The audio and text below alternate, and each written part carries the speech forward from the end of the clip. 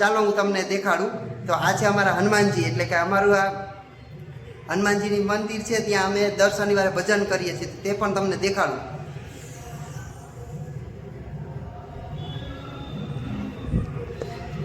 તો ફ્રેન્ડ્સ, ખૂબ જ સરસ જગ્યા છે આ, અને આ અમારા હનુમાનજી છે. તો ચાલો તમને આગળ બટુક ભજન કઈ રીતના છે અને હનુમાનજીનો અન્નકૂટ કઈ રીતના ધરાણું છે અને મહાપ્રસાદ કઈ રીતના છે અને મહાઆરતી પણ હોય છે. તો ચાલો તમને આગળ વિડીયોમાં દેખાડીશ. તો મારી ચેનલ સાથે તમે જોડાયેલા રહેજો. જય શ્રી રામ, જય હનુમાન.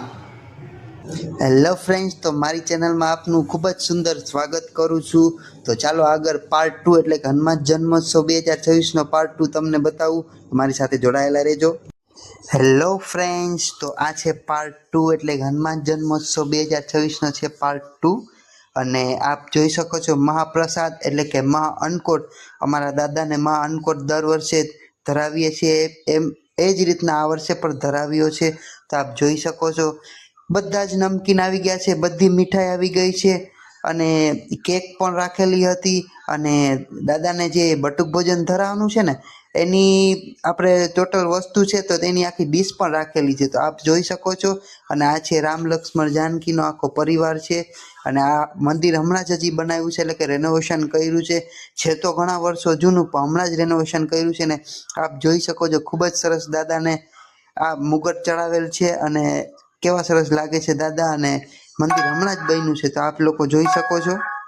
તો ફ્રેન્ડ્સ, દાદાના મુગટની વાત કરું તો આખો મુગટ છે, એટલે કે આખો ફેસ વાળું છે. આખું મુગટ આખો ચાંદીનો છે. અને દર શનિવારે એટલે કે દર હનુમાન જયંતિમાં પણ અમે ધરાવીએ છીએ. તો આપ જોઈ શકો છો ખૂબ જ સરસ દર્શન આપી રહ્યા છે. અને આરતી પૂરી થઈ ગઈ છે ને ભક્તો હવે દર્શન કરે છે. અને આ બધા મારા ભાઈબંધ છે, એટલે કે અમારા લતાવાળું આખું ગ્રુપ છે, એ હવે રેડી થઈ ગયું છે. અને બટુક ભજન પણ ચાલુ થઈ ગયું છે. આગળ તમને બટુક ભજનનું પણ વિડીયોમાં દેખાડવાનો છું, શું શું આઈટમ છે, શું શું વસ્તુ છે. અને દાદાના ગીત એટલે કે ભજન વાગી રહ્યા છે. તો આ બધા મારા ભાઈબંધ રેડી થઈ ગયા છે પીરસવા માટે. ચાલો આગળ તમને હું દેખાડું. ફ્રેન્ડ્સ, દાદાનો પ્રસાદ જોઈ શકો છો. તો ગુંડી ગાંઠિયા છે, પૂરી છે, બટેકાનું શાક છે, દાળ ભાત છે અને સંભારો છે.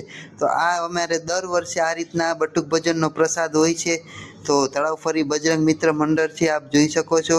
અને બધા જ ગ્રુપવાળા પીરસવા માટે તૈયાર થઈ ગયા છે. અને બધા ભક્તો આવી ગયા છે જમવા માટે. અને હજી પણ થાળી લઈને આવે છે. એટલે કે આ મારી પ્રથાની વાત કરું તો દર વર્ષે જૂની જે પ્રથા હોય છે ને, થાળી વાટકા ઘરેથી લઈને, પૌરાણિક પ્રથા એ રીતના જ છે. ઘરેથી થાળી વાટકા ચમચી ગ્લાસ લઈ આવવાનું હોય છે. આ રીતના બટુક ભોજન જમાડાય છે. અને દર વર્ષે અમે જમાડીએ છીએ. ને આ બધા અમારા મિત્રો છે, જો છાશ પણ રાખેલી છે. અને ખૂબ જ સરસ ટેબલ અલગથી આપવામાં આવેલું છે. તો ખૂબ જ મજા પડે છે અમને. દર વર્ષે બટુક ભોજન છે એટલે કે હનુમાન જન્મોત્સવ દર વર્ષે અમે ઉજવીએ છીએ અને ખૂબ જ મજા આવે છે. અને આ દર વર્ષે આ રીતના ધજા પતાકા અને બધું અમે બાંધીએ છીએ આગલે દિવસે. તો આપ જોઈ શકો છો બધા ભક્તો જમે છે, બટુક ભોજનનો લાભ લે છે લતાવાસીઓ. અને આ બટુક ભોજનનો પ્રસાદનો સ્વાદ એકદમ અલગ જ આવે છે. તો આપ જોઈ શકો છો ફ્રેન્ડ. તો કોમેન્ટમાં જરૂર કરજો કેવું મજા આવ્યું, લાઈક કઈ રીતના તમને ગમ્યું. તો ફ્રેન્ડ્સ, બટુક ભોજન થઈ જશે એટલે અમે લોકો હવે ભજનમાં આવીશું. એટલે કે બાર વાગશે એટલે કે હનુમાનજી મહારાજની અમારી આ ડેરી છે અને અહીંયા ભજન કરશું. તો ચાલો મિત્રો, તમને હું સંભળાવું અમારા ડેરીના ભજન. અમારા જય પરમાર છે જે ગાઈ રહ્યા છે, હરી છે ઉસ્તાદી તબલા વગાડી રહ્યા છે, અને અમારું આખું ગ્રુપ છે. તો ચાલો ભજન તમને સંભળાવું.